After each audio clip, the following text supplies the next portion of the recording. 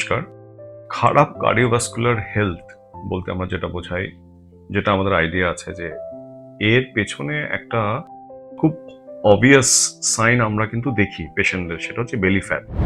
এমনি রোগা, কেউ দেখে অ্যাপারেন্টলি বলবে না হি অর শি ইজ ওবিস, কিন্তু ওয়েস্ট সার্কামফারেন্সটা অনেক বেশি, মানে সেন্ট্রাল ওবিসিটি যেটাকে বলা হয়। এটা কিন্তু সাউথ এশিয়ানদের ক্ষেত্রে আরো বেশি প্রযোজ্য, কারণ আমাদের জেনেটিক মেকআপটাই এরকম। সো মাচ সো যে সাউথ এশিয়ান বেবিজ যারা এনআরআই জন্ম নিয়েছে বাইরে, তাদের স্টাডি করে দেখা গেছে তাদেরও কিন্তু পেটের অর্গানের চারপাশে যে ফ্যাটগুলো থাকে তার কিন্তু মাত্রা অনেক বেশি, to the tune of 4%। Newborn বাচ্চা যারা এনআরআই পৃথিবীর অন্য প্রান্তে জন্মেছে, যারা অ্যাকচুয়ালি সাউথ এশিয়ান, আমরা জেনেটিক্যালি ডিসঅ্যাডভান্টেজড এই ব্যাপারে। আমাদের কার্বোহাইড্রেট আমরা বেশি খাই, শুধু সেটা নয়, সেটা তো অ্যাকোয়ার্ড একটা ব্যাপার, কিন্তু আমাদের জেনেটিক মেকআপটাই এরকম। ফ্যামিন জিনস বলা হয়, মানে আমরা আমাদের যত ক্যালোরি আসে শরীরে আমরা সেটাকে প্যাক করে রাখি ফ্যাটে, যাতে করে দুর্ভিক্ষ হলে আমরা সেটাকে ইউজ করতে পারি। যে এটা আমাদের হিস্ট্রি আমাদের বলে, আমাদের ইগনোমিনিয়াস হিস্ট্রি বা whatever you call it, যে কারণে আমাদের মধ্যে এই ফ্যামিন জিনস বলুন বা এই ব্যাপারটা কিন্তু আমাদের মধ্যে আমরা ক্যারি করে যাচ্ছি। এবং 4 জেনারেশন হয়ে গেছে বাইরে যারা আছেন, তাদের নিউবর্ন বাচ্চাদের ক্ষেত্রে এটা দেখা গেছে এই একই ব্যাপারটা। বেলি ফ্যাটটা যেটা হয়, এটা জানার সবচেয়ে ইজি উপায় হচ্ছে মহিলাদের ক্ষেত্রে ওয়েস্ট সার্কামফারেন্স হবে মোর দ্যান 31 ইঞ্চেস, আর পুরুষদের ক্ষেত্রে 35 ইঞ্চেস। এবার বেলি ফ্যাট থাকলে আমাদেরকে একটা কনসিয়াস ডিসিশন নিতে হবে যে আমাকে এটা কমাতে হবে। মানে এটা তো আর 4-6 মাসে কমানো যাবে না, মানে কমানো গেলেও আমি বলবো না যে এত তাড়াতাড়ি কমানোর কোনো টার্গেট নেওয়ার দরকার আছে। লাইফস্টাইলটা এমনভাবে মডিফাই করতে হবে যাতে করে অ্যাটলিস্ট 3-4 বছরের মধ্যে বেলি ফ্যাট একটু একটু করে কমে যায়। তার পেছনে কিছু কনসিয়াস মডিফিকেশন লাগবে ডায়েটে, লাইফস্টাইল এবং এক্সারসাইজে। সেগুলো কি? কয়েকটা স্পেসিফিক ব্যাপার, যেমন কার্বোহাইড্রেটটা রেস্ট্রিক্ট করতে হবে, প্যাকেজড ফুড, বাইরের প্যাকেজড ফুড খাওয়া যাবে না বা রেস্ট্রিক্ট করতে হবে। এই যে কথায় কথায় কোল্ড ড্রিঙ্ক খেয়ে নেওয়া, চিপস খেয়ে নেওয়া, এগুলো বন্ধ করতে হবে। যে কোনো খাবারের লেবেল পড়তে হবে, অ্যাডেড সুগার কত আছে, এক্সট্রা সুগার চা কফিতে। দেখুন, কখনো 1 কাপ কফি খেতে ইচ্ছে করলো তাতে হাফ চামচ চিনি দেওয়া বা 1 চামচ চিনি দেওয়া হলে তাতে কোনো মহাভারত অশুদ্ধ হয় না, কিন্তু রেগুলার এটা করবেন না। সুগার ইনটেক কম করা, রাত্রের দিকে কার্বোহাইড্রেটটা কম করা।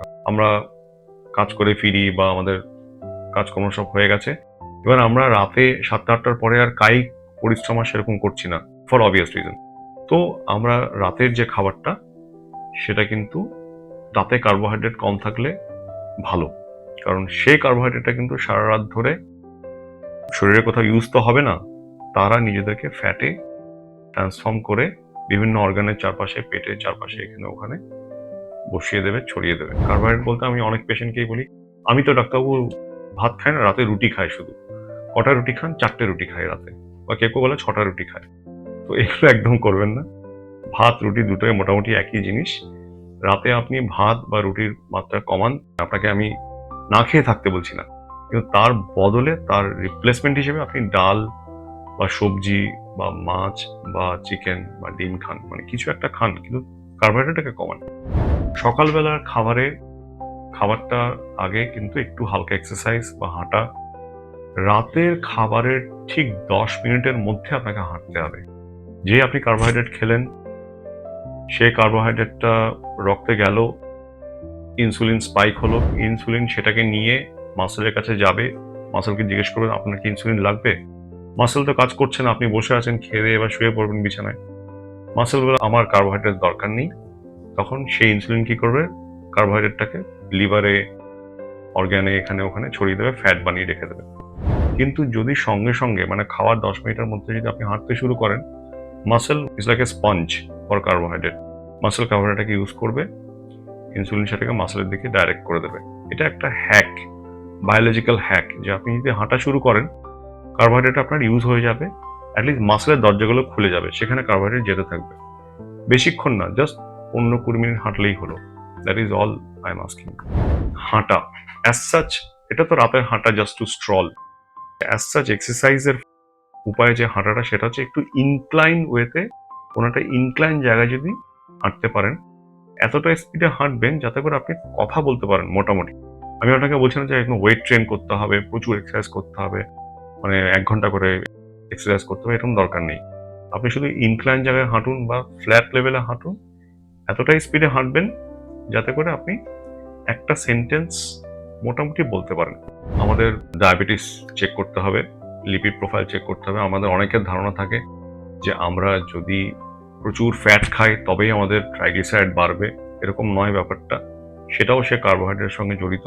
সেটা হচ্ছে আমরা যখন প্রচুর কার্বোহাইড্রেট খাই, গ্লুকোজ ইনটেক বেশি হয়, সেই গ্লুকোজটাকে আমাদের শরীর কিন্তু ট্রাইগ্লিসারাইড হিসেবে রক্তে ছড়িয়ে দেয়। এগুলো মাথায় রাখতে হবে।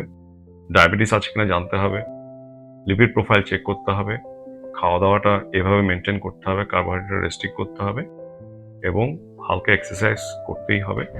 আরেকটা যেটা আমি বলবো সেটা হচ্ছে ইন্টারভ্যালে কিন্তু আপনারা চেক করুন, ওয়েস্ট মেজারমেন্টটা চেক করুন। তাতেও যদি না কমছে then definitely talk to a nutritionist, talk to your cardiologist.